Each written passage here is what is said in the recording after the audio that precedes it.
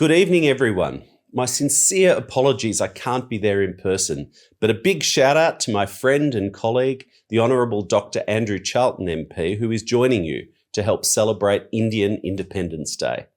I'm very jealous that Andrew gets to enjoy the customary generous hospitality of Sydney's Indian community.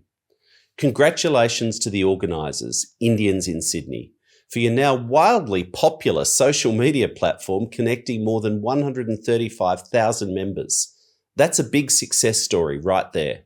People are voting with their eyeballs, proving your value in providing a welcoming online destination and resource for Australians of Indian heritage to connect and share experiences within our diverse multicultural society. This evening, of course, it is Indian Independence Day that brings everyone together, marking that historic moment, Nehru's date with destiny when modern India emerged, beginning a new chapter in India's ancient nationhood. In the years since that moment, India has set about redefining herself on the world stage, on a journey that has seen India become the economic and cultural powerhouse that we all know today. India is the world's most populous democracy and, like Australia, one of the most diverse nations on earth.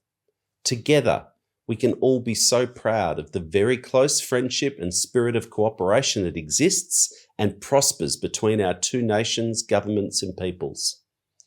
Now, Prime Minister Anthony Albanese has made it a top priority of our Labor government to foster ever closer relations between our two great nations, be it in trade, investment, education, research, cultural exchange, increasingly strategic cooperation, and yes, of course, still cricket. India's journey since independence has been remarkable, both for the achievements of its governments and people, and also for the contributions that the millions of people globally who trace their heritage to India have made to countries now throughout the world. Here in Australia, Indian Australians are now our second largest overseas-born population, with nearly 1 million Australians identifying with Indian heritage. And I'll just say, as a Melburnian, that Melbourne now is one of the world's great Indian cities of the world, home to 40% of Australia's Indian population. Sorry about that, Andrew. But the community continues to grow, with India one of the top source nations for Australia's migration program across students, temporary, skilled and permanent migration streams.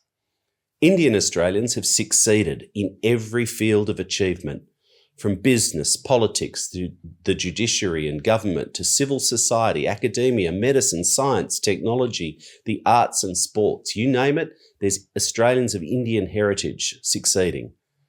Australia's human diversity is our country's greatest strength, and it's wonderful to see how the cultural, religious and linguistic traditions of India thrive here in modern Australia and have become an indispensable part of our life and society. I could not imagine modern Australia without Indian culture.